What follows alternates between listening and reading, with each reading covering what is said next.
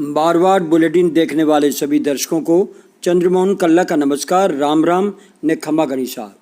राजस्थान की राजनीति जमकर के गुल खिलाने लगी है। अब पूर्व मुख्यमंत्री वसुंधरा राजे पिछले 2 दिन से दिल्ली में है। उन्हें हाईकमान ने बुलाया था।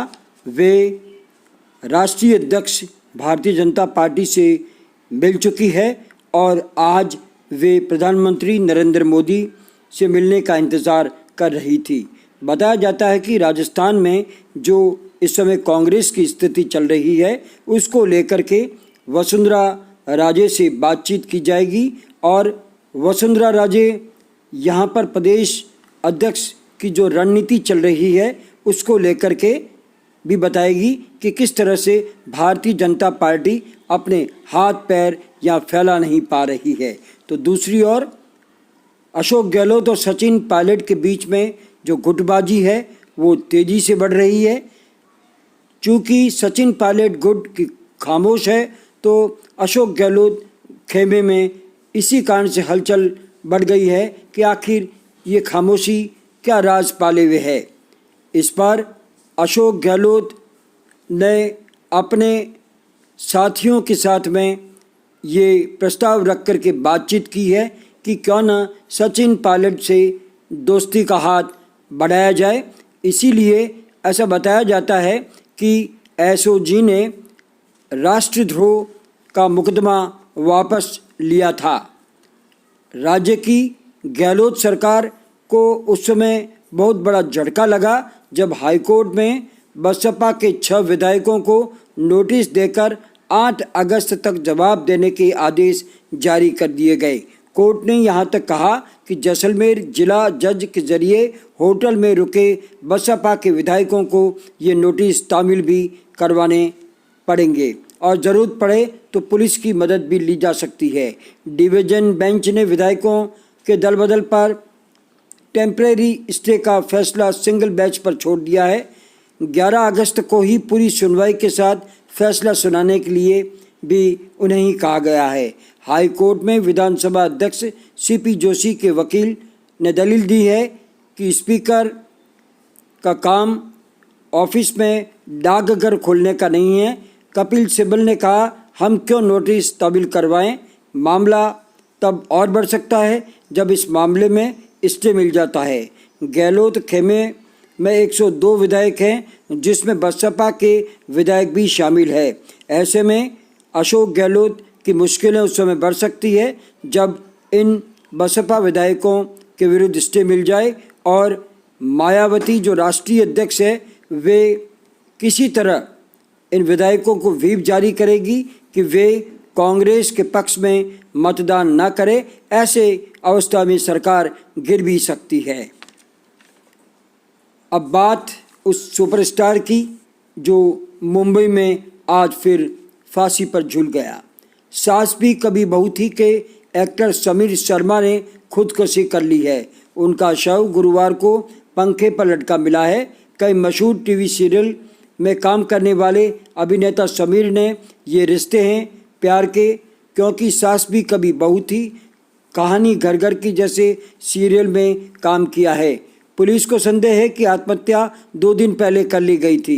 उनका कोई सुसाइड नोट नहीं मिलने से सनसनी फैली हुई है कि आखिर ये मामला आत्महत्या का है या फिर कोई मौत संदिग्ध हुई है। समीर मुंबई में मलाड स्थित नेहा हाउसिंग सोसाइटी की पहली मंजिल पर मकान संख्या 102 बी विंग में अकेले रहते थे। बताया जाता है कि समीर किसी गंभीर बीमारी से जूझ रहे थे, इसी कारण परेशान भी रह रहे थे। समीर अच्छी मॉडलिंग भी करते थे।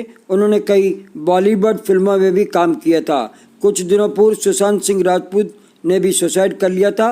इस तरह मुंबई की माया नगरी में इस समय स्टार दर स्टार चले जाते रहे हैं।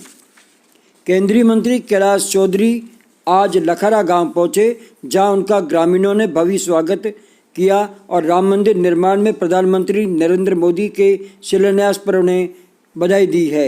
ग्रामीणों ने गांव में पानी और बिजली की समस्या से मंत्री चौधरी को अवगत कराया, जिस पर मंत्री ने संबंधित अधिकारियों को तुरंत कार्रवाई करने के निर्देश दिए हैं।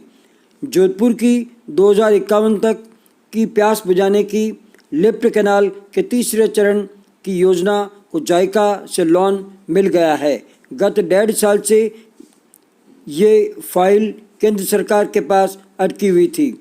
1163 करोड़ का लोन की स्वीकृति मिली है। राज्य सरकार 263 करोड़ इसके लिए लगाएगी। ये योजना 70 दिन क्लोजर का भंडारण भी करेगी और लिफ्ट कैनाल के समानांतर एक पाइपलाइन लगाकर एक बड़ा टैंकर बनाया जाएगा, जिससे पानी की सप्लाई होगी।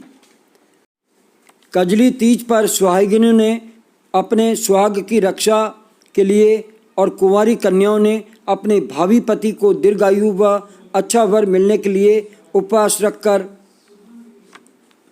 कजली तीज मनाई है। मारवाड़ के सभी लोग जो देश विदेश में रहते हैं, वे बड़े हर्षोल्लास से तीज का त्यौहार मनाते आए हैं। इस बार कोरोना संक्रमण के चलते रात को 8 बजे कर्फ्यू के कारण कई महिलाएं अपने पियर जाकर तीज नहीं मना पाई और अपने ससुराल में ही अल सुबह उठ कर के धमोली यानी परबेणु किया और शाम को नीमड़ी की पूजा की गई। मौसम में बादलों की आवाजाही और छींटे गिरने के कारण रात में को चांद देखकर उपवास खोलने के लिए महिलाएं आसमान पर टकटकी लगाई रही। चंदा मामा के दर्शन को उतावली भी वे महिलाएं देखी गई। वहीं गांव से आई महिलाएं आंकड़े के पत्ते बेचकर आज बड़ी तीज पर रोजगार उपलब्ध करते हुए देखी गई। नींबू के साथ दही की जमकर बिक्री हुई। कोरोना के कारण कई महिलाओं ने घर पर ही सत्तू बनाए और कईयों ने बाजार से बने सत्तू खरीदे। सत्तू का चंद्रमा के नाम का भोग लगाकर उपवास खोलने की परंपरा चलती आई है। कोरोना के बावजूद सरदारपुरा व शहर के भीतर महिलाओं ने मेहंदी से हाथ सजाने के मास्टरों से मेहंदी रचवाई और सोलह श्रृंगार भी किया, लेकिन सिनेमा हॉल बंद थे, पार्क व मंदिर बंद थे। इस कारण महिलाएं अधिकांश समय घर पर ही बैठी रही और टीवी कोई टकटकी से कई पिक्चरें देखती रही। उधर जैसलमेर होटल में कांग्रेस की महिला विधायकों ने कजली तीज मनाई। उन्होंने हाथों पर मेहंदी भी रची है। पुंगलिया फॉल्कन क्रिकेट क्लब में प्रवेश जारी है। यहाँ पर सब जूनियर, जूनियर और सीनियर सभी वर्ग के क्रिकेट खिलाड़ियों को प्रवेश दिया जाता है। BR बिरला स्कूल नशा मुक्ति केंद्र के पास स्थित इस एकेडमी में आप प्रवेश ले सकते हैं। इसके लिए प्रवेश शुल्क नहीं रखा गया है, लेकिन मासिक शुल्क 1000 रुपया लिया जाता है। अगर आपको प्रवेश लेना है तो 9694088523 पर संपर्क करें। जोधपुर में बढ़ रहे कोरोना मरीजों को देखते हुए जिला कलेक्टर जोधपुर इंद्रजीत सिंह ने सख्त आदेश जारी कर दिए हैं। उन्होंने शनिवार और रविवार को लॉकडाउन घोषित कर दिया है, यानी शुक्रवार रात 8 बजे से सोमवार सुबह 6 बजे तक घरों से बाहर निकलने पर पाबंदी रहेगी।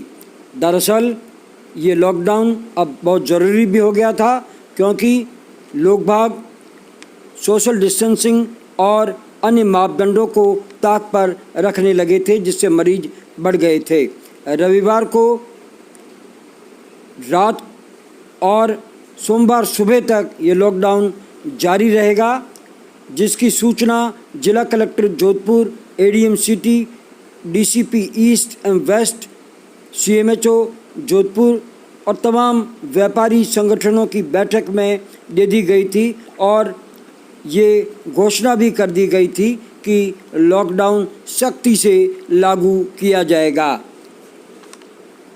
उधर सोस्तीगेट व्यापारी संस्था अध्यक्ष शिव कुमार सोनी ने सप्ताह में 2 दिन लॉकडाउन की वकालत की है और जिला प्रशासन का आभार व्यक्त किया है कि इस समय जोधपुर पर जो संकट आया हुआ है, इस तरह की लॉकडाउन से ही मरीज कम होंगे और व्यापारी ही नहीं, जोधपुर की जनता भी जिला प्रशासन का पूरा सहयोग करेगी। इसके साथ ही हमारा आज का ये समाचार बुलेटिन यहीं समाप्त होता है। अगले समाचार बुलेटिन के साथ फिर हाजिर होंगे, तब तक के लिए हमें आज्ञा दीजिए। जय हिंद।